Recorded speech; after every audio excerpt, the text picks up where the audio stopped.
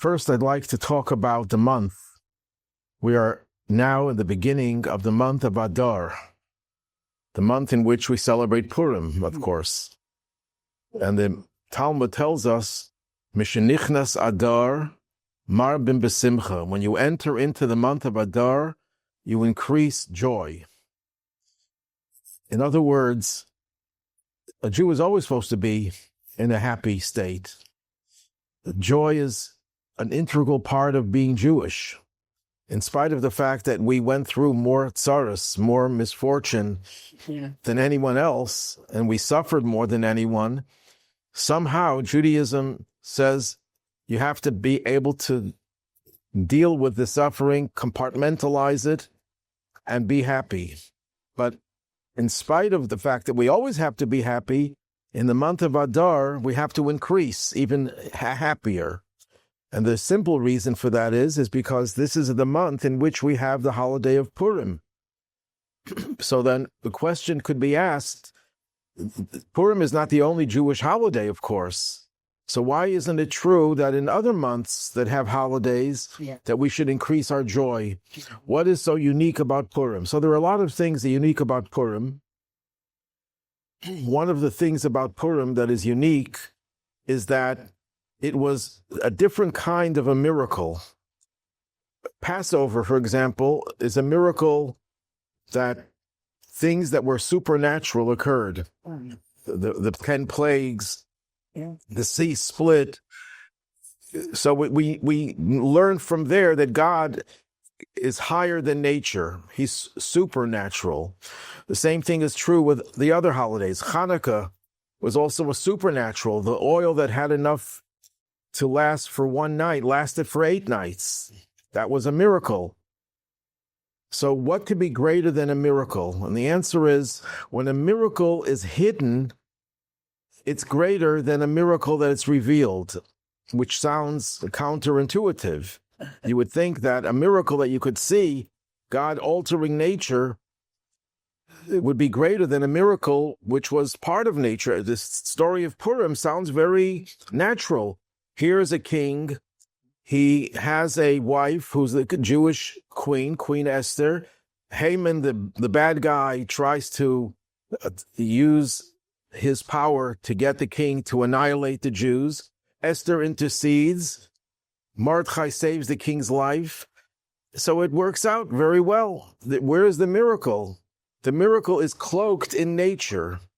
In a certain sense, that's even a greater miracle, because when you talk about God who can perform miracles, what that means is that God could overpower nature. When a miracle happens within nature, it means God is present within nature. He's present within our lives.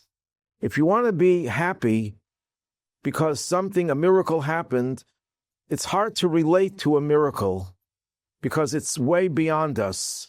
But when the miracle is part of our experience, when the miracle pervades and permeates nature, it's a miracle that we could internalize, we could absorb it, it resonates within us, and therefore we can increase the joy. The joy is greater.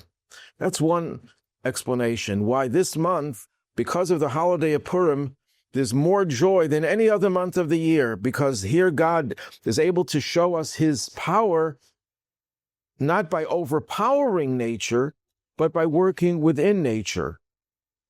Another explanation is that the story of Purim is about particular kind of evil. There are, generally speaking, 2 kinds of evil relative to the Jewish people. There are those who try to oppress us, whether they try to punish us for what they claim we did to their God, whether they try to punish us because we don't worship their idols.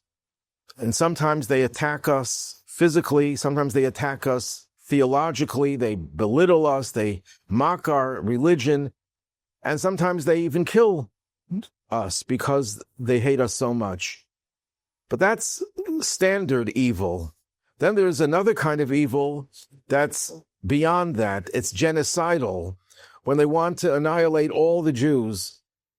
Even if the Jew would convert to another religion, the Nazis didn't care. They wanted to wipe out every Jew. It didn't make a difference what you believed in, what you practiced. If you were Jewish, if you had Jewish blood in you, you were going to be their victim. That's more pure, unadulterated evil. That evil is sometimes identified with Amalek. Amalek was a nation that as soon as the Jews left Amalek, that's the name of a biblical nation that as soon as the Jews left Egypt, and they were just a fledgling nation, they were attacked by Amalek. Amalek couldn't tolerate the existence of the Jewish people.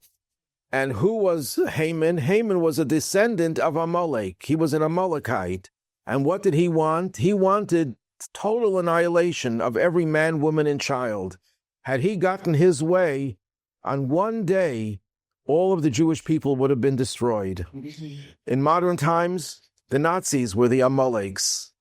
And now, Hamas, Hezbollah, these Arab radicals are not only interested in harming us, in attacking us, and belittling us, but they also want us totally destroyed. So what happens in the month of Adar? The month of Adar gives us the power to vanquish Amalek. Now, everything that exists in the physical world also exists in a spiritual world, in a emotional, intellectual, and spiritual world.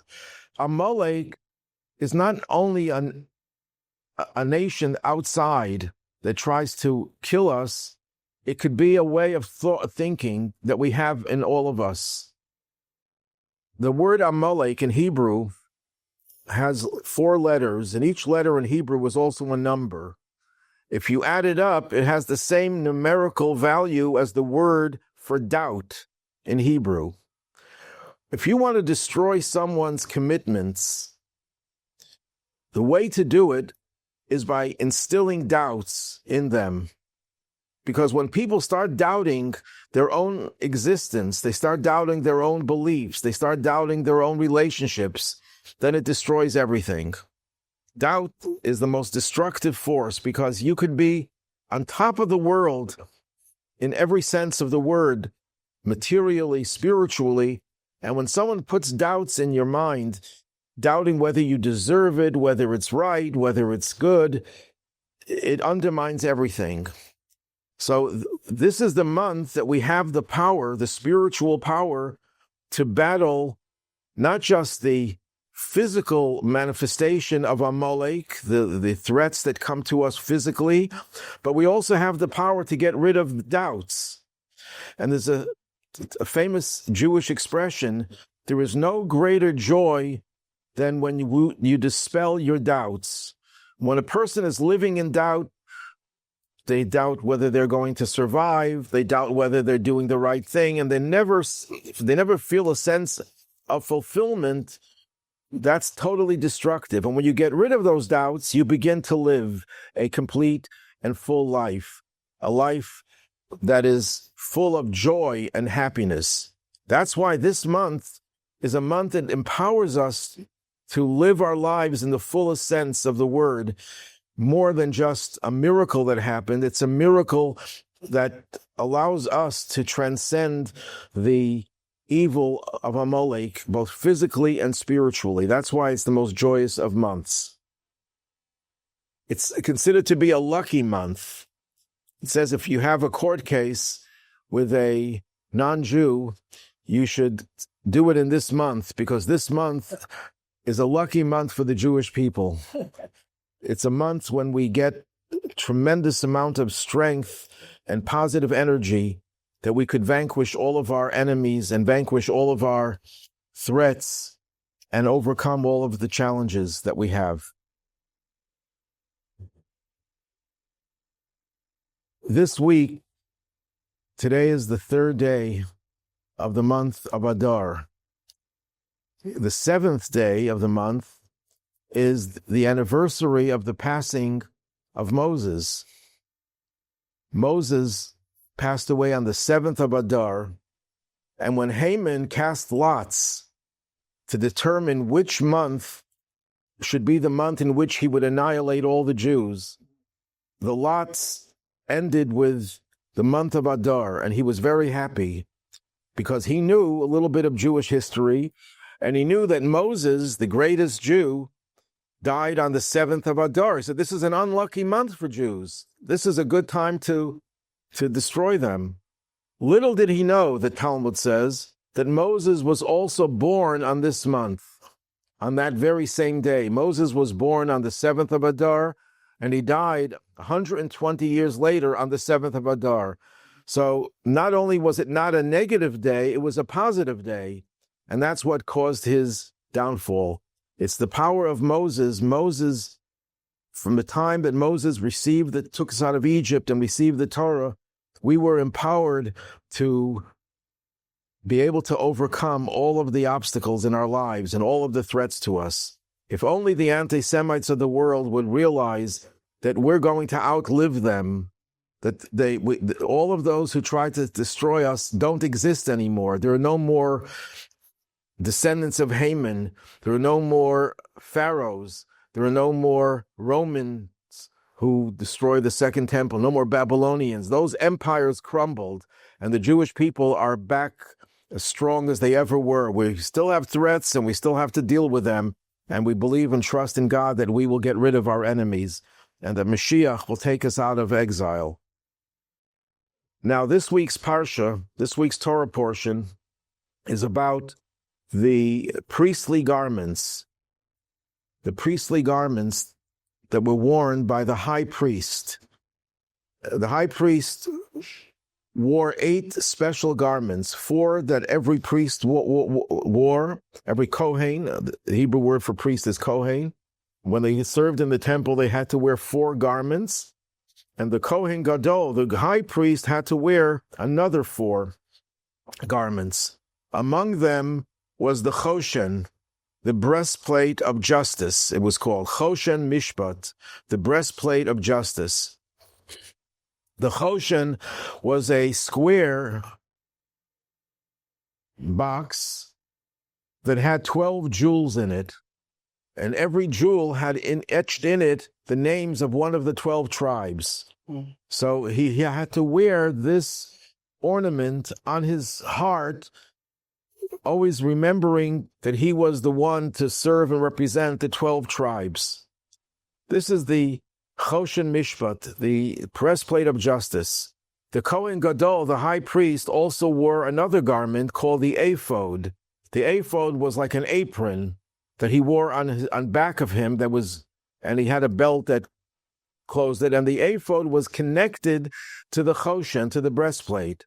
Not only was it connected, but it was considered a sin if he separated one from the other. What is the reason why they had to be together? Because the Choshen, the breastplate, was about justice. It's about our relationships with our fellow human being. The Ephod was an atonement for idol worship. Now, in society, there are people who are very spiritual and they're very pious in their relationship with God, and they will never tolerate anything that's idolatrous. Idolatry is off limits, of course. They're very pious. But when it comes to justice, they don't care that much about justice. They don't care much about their relationship with their fellow human being. And conversely, there are people who are very meticulous about how they deal with others. They're honest, they have integrity, they get along with other people, but they don't really care about their relationship with God. To them, God is not part of their life. Doesn't mean they deny God's existence, but to them, God is off limits. They don't think about it. They don't concentrate on it. They have no relationship with God. You can't separate one from the other. Just like you can't separate, without God, there is no justice. Without justice, your relationship with God is also flawed. And if you try to separate from the two, that is a way of destroying your spiritual life. You have to have both. That's why the high priest, who was the most spiritual person, had to wear these 2 garments that represented, on one hand, the rejection of idolatry, And on the other hand, the connection to one another, our social obligations, the two go together. Now, the truth is that lesson was already learned when God gave us the 10 Commandments. The 10 Commandments were inscribed on 2 tablets. Moses came down the mountain with 2 tablets. One tablet had the first 5 commandments, which are man to God commandments. I am the Lord your God. Don't have any other gods. Don't bear his name in vain. And the other 5 were commandments about how to not deal wrongly with other people. Don't commit murder, don't commit theft and adultery and so on. Why did God give 2 separate tablets? Because there are 2 areas in which we have to express our relationship with God and practice our Judaism. One is our relationship with God, direct relationship. The other is our relationship with other people. And Moses brought these 2 tablets, holding them together side by side, because he wanted to indicate that the 2 are interconnected. You can't have one without the other. If you're short on your belief and relationship with God, then there's no guarantee that you will be honest in dealing with others. People who argue, I know atheists who are very good people. Well, the reason they're good is not because they're atheists. It's in spite of the fact that they're atheists. They're good because they got it from their parents or grandparents. They're good because internally there's a spark of divine inside everyone. So sometimes people who are very non-religious could express themselves like a religious person because they don't even realize it, but deep down they have ensconced in them a spiritual energy. So if a person is honest and kind and an atheist, it's despite the fact that they're an atheist, they still retain certain virtues. When a person who believes in God is kind, it's because he or she believes in God. So if you don't believe in God, or if your relationship with God is faulty, it'll manifest itself also in your relationship with other people. For example, if a person goes into a store, a young person goes into a store, and they're not doing well financially, and they see they have an opportunity to shoplift, they'll look around to see if anyone is watching.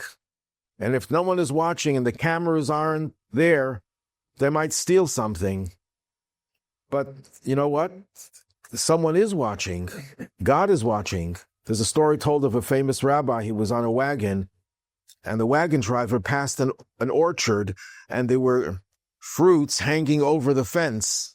So he tried to grab one of the fruits as he was driving by, and the rabbi said, he's watching. So he thought he meant that the owner of the orchard. So he starts to race his wagon quickly and get away, not to be caught. And he looks around, he turns around, he says, who's watching? I don't see anyone. The rabbi says that God is watching. But when a person doesn't think anyone is watching, that it's fair game. As long as he's not going to get caught, he can do whatever he wants. So without God, your morals are not guaranteed, because you have nothing except maybe a policeman watching you. But if there's no policeman, you'll do whatever you want to do because your belief in God is compromised. But and that's why we find that the nations that were the most atheistic were the most cruel nations. Who were the biggest murderers in the 20th century? The Nazis and the communists. The communists actually killed more people than the Nazis. They were godless people. The Nazis claimed to have believed in something, but their belief was pagan, was idolatrous. And the communists were proud atheists. And look, in the most evil country in the world today is probably North Korea. And it's an atheistic country. Now, there are people who do believe in God and have a strong belief, and yet they're dishonest because somehow they convince themselves that all that counts is their relationship with God. But that's not true either. And that's why we find today, who are the biggest genocidal criminals? Hamas and Hezbollah, and they come in the name of their God. So by taking the 2 tablets and separating them, that is tantamount to violating all of them. And that's why these 2 garments that represent the breastplate of justice, our relationship with others, and the Ephod, which was against idolatry had to always be together, more than the tablets. The tablets were placed together but were not connected. Here, that's more than just being close to one another. You need to have them tightly connected. Now, the Choshen, the breastplate of justice, had 12 jewels in it. 12 what? Jewels. Oh. One of the jewels, every jewel corresponded to another one of the 12 tribes. The last jewel was called Yashveh, which translates as Jasper. One day, during the Second Temple era, the Kohen Gadol, the high priest, discovered that the jasper disappeared. It had fallen out, and they couldn't find it. That was a very unusual thing because the jewels were around for hundreds of years and it never happened. This is the first time it ever happened. So they had to replace it. And it's a large jewel. The breastplate was large, relatively speaking. So they couldn't just go to a jewelry store and pick it up. They searched far and wide and they discovered that a certain Roman official, this is a time when Rome was in control of Israel, lived in the city of Ashkelon, that's near Gaza. Mm-hmm. And his name was Dama ben Nesina. That was the name of this Roman official. And they found out that he owned such a jewel, a jasper. So they came to him, the rabbis that was sent from Jerusalem, they came to him and they asked him, "We're willing to pay you $100,000, well, that's whatever the denomination was then, zuzim." And he says, I'm sorry, I can't sell it to you because the key to the box in which we store it is under my father's pillow, and he's sleeping now, and I can't wake him up. So they looked at him and they said, he probably wants more money. We'll give you $200,000. And he said, I'm sorry, I can't. I would love to sell it to you, but I can't because my father is sleeping and he has the key under his pillow. They said $300,000, $400,000. And then when they saw that he doesn't want to sell it, they realized he probably doesn't want to sell it, and they left. Well, his father woke up and he quickly gets the key and he gets the jasper and he runs after the rabbis and he catches up with them. And he says, here, I'll sell it to you. So they were willing to give him $400,000 because that was the last amount that they offered. He says, no. I'll only take $100,000 because I don't want to profit off the honor that I gave my father. And the Talmud says from here we have to learn the importance of honoring a parent.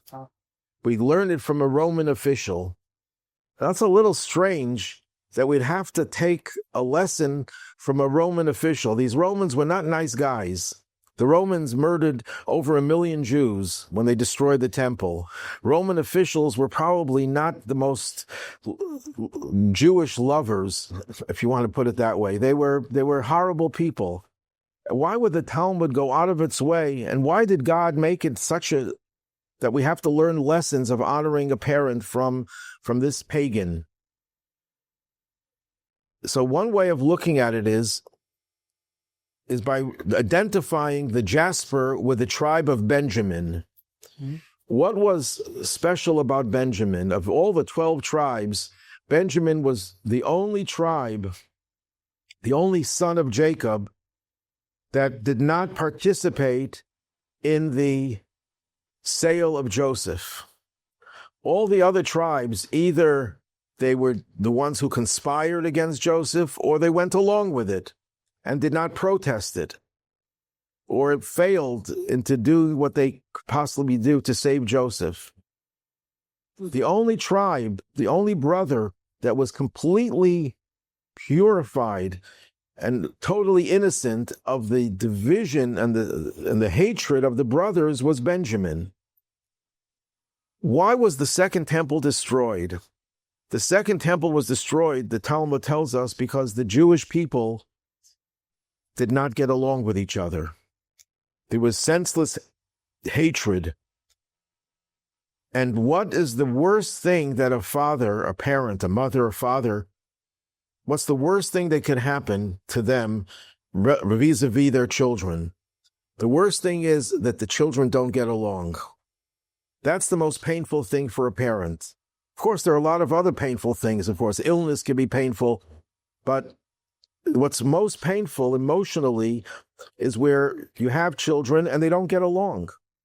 And that's the reason the Jewish people lost their temple and were driven into exile for close to 2,000 years. So as the period of the destruction of the temple is coming close, God wanted to give the people a reminder of what is missing in their relationship. So what does he do? He causes the one jewel represented by Benjamin, the one brother who did not harbor any hatred and who was not part of the dispute, all of a sudden that jewel disappears. And they should have said to him, 1 second, why is this disappearing? Is God trying to tell us something? And yes, it was a hint. The hint was, get along. The Benjamin, the symbol of getting along, is missing. We want you to restore Benjamin, not just the jewel of Benjamin, but the attitude of Benjamin, that he never lost love for his brother and he never involved himself in anything to harm his brother. And therefore, God was saying, even your enemy, this Roman official, knows what it is to honor a parent. Mm-hmm. Why don't you honor your parent, your God, your Father in heaven, and show that you have love for your fellow Jew, for your brother? So that was the message that the people were given. Tragically, they didn't take it to heart, because if they had taken it to heart, the temple would not have been destroyed. So that was left for us. Our mission of our generation is to rehabilitate our people and restore the love and unity that should have existed then and didn't, but will exist today. So that's one of the focuses. And it's not an accident that the word for breastplate in Hebrew is choshen. The word choshen, as I mentioned before, every letter in Hebrew is also a number. Because in Hebrew, there are no numbers. We use numbers now, but the Hebrew itself uses letters for numbers. Aleph is 1, Bet is 2. If you take the word choshen, breastplate, and you add up the letters, which are numbers, it adds up to 358. And 358 is also the numerical value of the word Mashiach, the Messiah. What does that tell us? That the way to bring Mashiach, to bring an end to exile, to bring an end to pain and suffering of the Jewish people is through the choshen and through the breastplate, because the breastplate represented all tribes standing together as one people. That's the key to redemption. And that's why the choshen was such an important item that the high priest had to wear, because he represented the totality of the Jewish people. So he had to show, you want the temple to resume, to continue surviving, follow the breastplate, look at make sure all the 12 jewels are together. Now, who was the one who wore the breastplate? The high priest. Who was the high priest the descendant of? And whose position did he inherit? It was Aaron, Moses' brother. What was so special about Aaron that he was given this privilege to wear the breastplate? Aaron was unique, because if you look in the Torah in Genesis, it seems that every family was dysfunctional. Cain didn't like Abel, so much so that he killed him. Noah's sons didn't get along. One of the sons did something terrible to his father, and the other brothers had to cover it up. Ishmael did not get along with Isaac, Abraham's sons. Isaac's sons didn't get along with Jacob.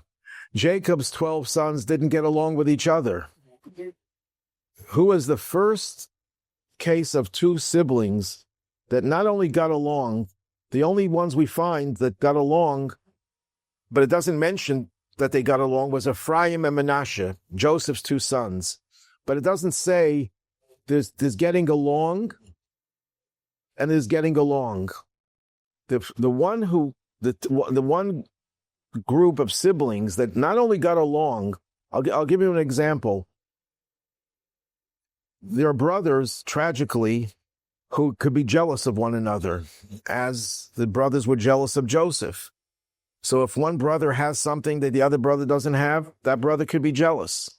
Then you have brothers that are not jealous, but if something good happens to the other brother, you don't get excited about it.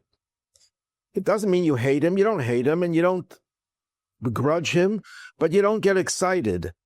What happened with Aaron, when Moses was asked by God to lead the Jews out of Egypt, to be the leader, Moses says, why me? Give it to my older brother Aaron. Give him the honor. So God says, you know what? Aaron, he will discover that you were chosen, will rejoice in his heart. He won't just say, I'm happy, because sometimes people could say, I'm happy and smile, but in their heart, they're not happy. He will be happy in his heart. And as a reward, he would be given the distinction and the honor of wearing the breastplate. Why? Because when brothers not only don't hate each other, not only they're not jealous of each other, and not only do they get along, but one is happy for the good fortune of the other. Even though it was taken away from him and given to the other, he's thrilled and happy about it. That's the ultimate, and that's what brings Mashiach. Now, when Maimonides, which we just concluded the study of for the 44th time, the Rebbe instituted studying of Maimonides every year, where we go through 1,000 chapters of his work, which is the major work of Jewish law. The very last paragraph, Maimonides talks about what life will be like in the Messianic age. And he says, in that time, there will be no wars, there will be no famine, no hunger. And then he says there will be no more jealousy and rivalry and competition. Why? Because there'll be an abundance of good for the whole world, and the whole world will be preoccupied in higher spiritual things and knowing God. What does that mean? That means in the Messianic age, not only will there be no jealousy, but everyone will be united as one. Everyone will have this inherent unity that is what brings about the Messianic age, and it'll be completely revealed in the Messianic age. On that note, everyone should have a good week. It should be a good week, a loving week, a week of love of God, a love of our fellow, and we should see Mashiach imminently.